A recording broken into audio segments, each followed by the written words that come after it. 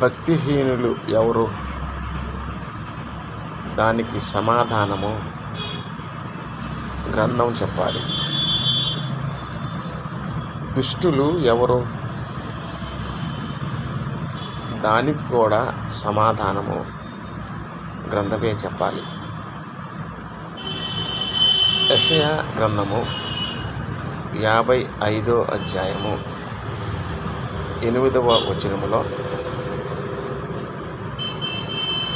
రాయబడిన సంగతి చదువుదాం.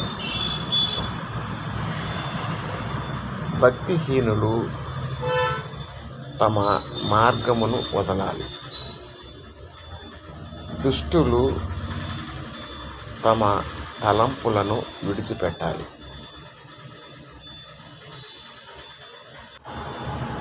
మార్గములు ఏర్పాటు చేసుకునేది భక్తిహీనులని,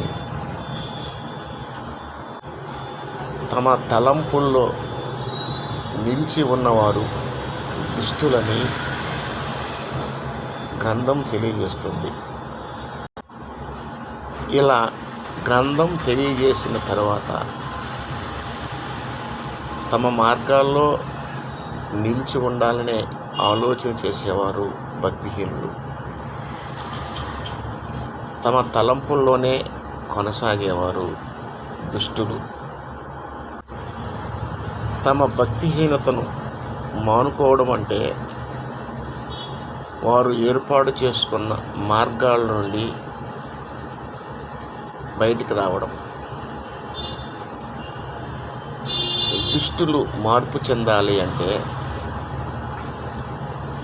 తమ తలంపుల్లో నిలిచి ఉన్నవారు బయటికి రావాలని గ్రంథం తెలియజేస్తుంది. తమ మార్గములు విడిచిపెట్టని వారు, తమ తలంపుల్లోనే కొనసాగేవారు భక్తిహీనులని, దుష్టులని గుర్తించబడుతున్నారు.